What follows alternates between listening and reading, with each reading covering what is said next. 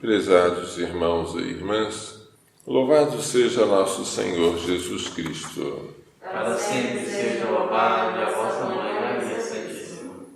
O livro do Eclesiástico, fazendo o elogio dos antepassados, na passagem de hoje, fala da glória de Elias, que subiu ao céu num carro de fogo, e do poder de seu discípulo Eliseu, que pediu e recebeu a dupla porção do seu espírito. Eliseu foi o maior taumaturgo do Antigo Testamento. Durante a vida não temeu príncipe algum, e ninguém o superou em poder. Nada havia acima de suas forças, e até já morto seu corpo profetizou. Quando Eliseu havia morrido, um morto ressuscitou quando foi colocado ao contato com seus ossos. Durante a vida realizou prodígios e mesmo na morte suas obras foram maravilhosas.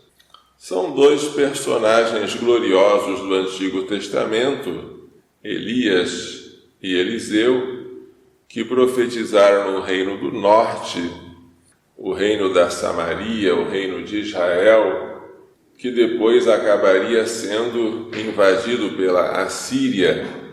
Profetizaram em um ambiente bastante hostil, cheio de idolatria, mas eles tiveram muita coragem, animados que estavam pelo Espírito de Deus.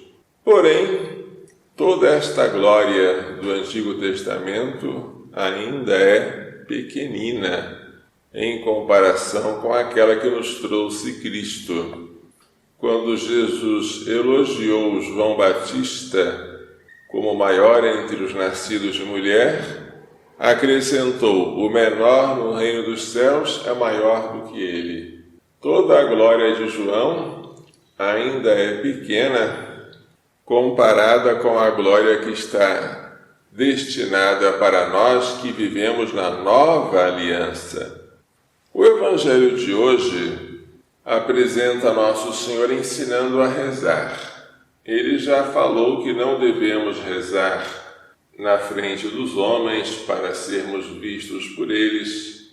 Já falou que também não devemos dar esmola para sermos vistos pelos homens, nem fazer jejum para sermos vistos. Mas como devemos rezar?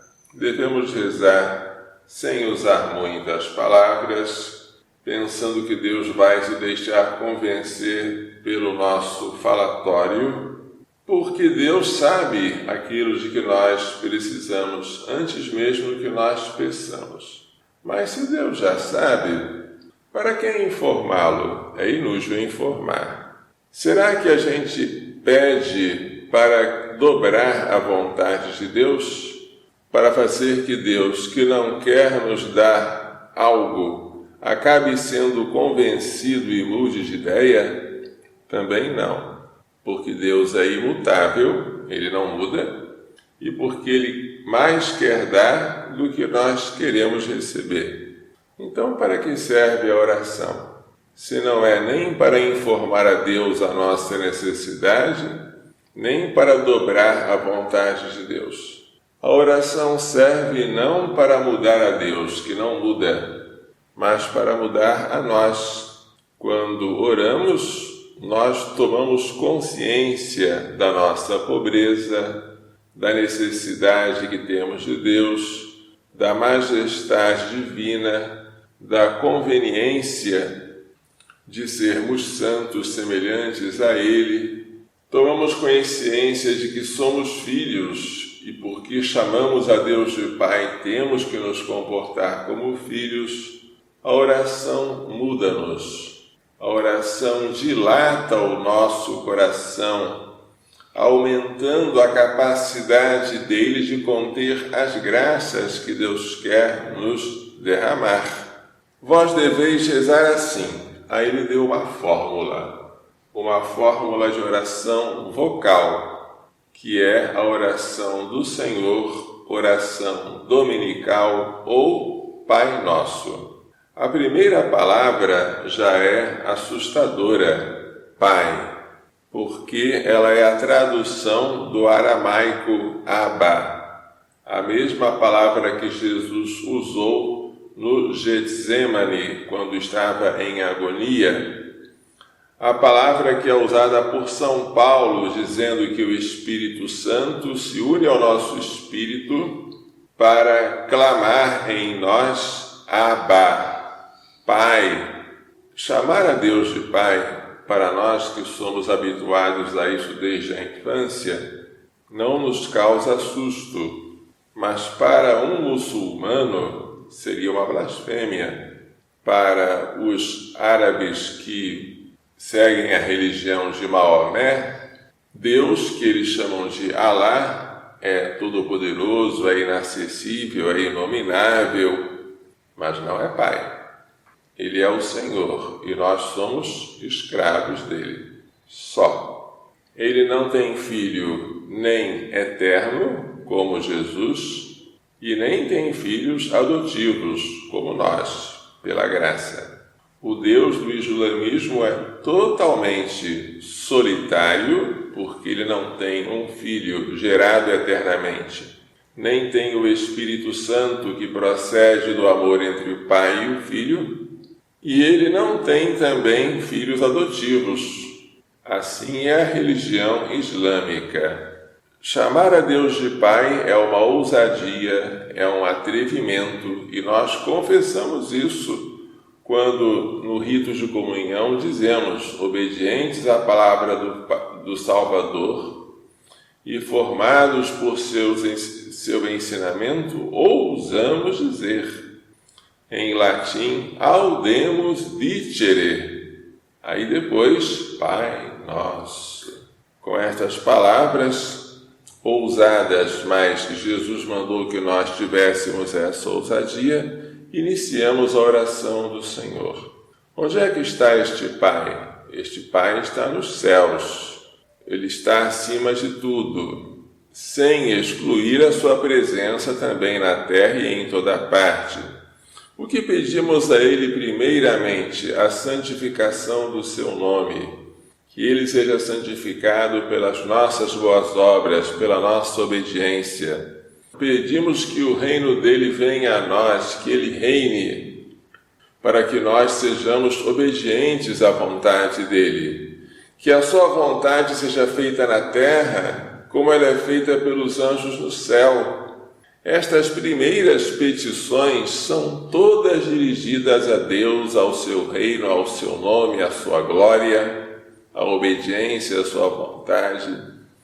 E elas são mais importantes que as segundas. Em geral, as pessoas que só pensam em Deus nas necessidades rezam pouco, e quando rezam só o pão nosso e não o Pai Nosso.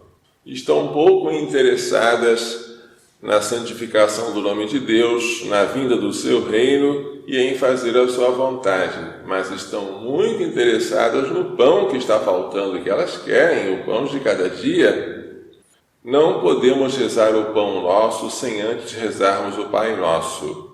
O pão nosso de cada dia dá-nos hoje. Este pão é, sobretudo, o pão eucarístico, que devemos pedir que ele nunca nos falte, pela falta de sacerdotes, pela falta de trigo e de vinho para a matéria da Eucaristia, ou, coisa impensável, mas que aconteceu, pela proibição de próprias autoridades da Igreja de que os fiéis recebessem a Sagrada Eucaristia ou que participassem dela presencialmente.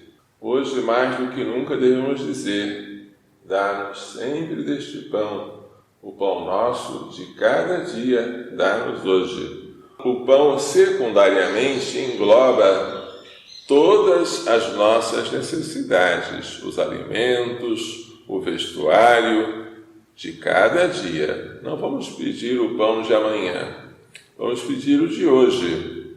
A cada dia basta o seu cuidado. Perdoa as nossas ofensas com uma condição, com a condição de que nós também perdoemos aos nossos devedores, aqueles que nos ofendem. Porque se nós não perdoarmos aos homens, nosso Pai também não perdoará as faltas que cometemos. É um pedido condicionado ao nosso perdão.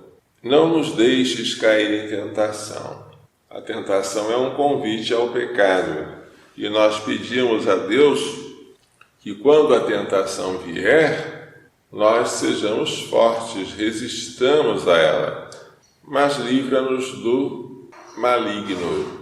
Uma outra tradução é livra-nos do mal.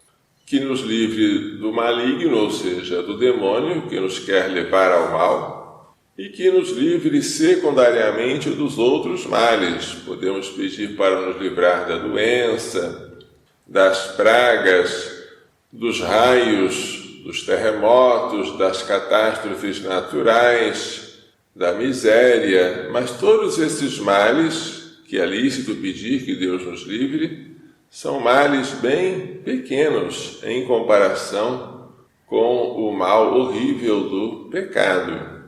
Pronto, termina assim esta oraçãozinha, simples, com poucas palavras, filial, confiante, obedecendo uma ordem, uma hierarquia nos pedidos e sem esquecer nada. Tudo que nós devemos ou precisamos pedir está contido explícita ou implicitamente nesta oração.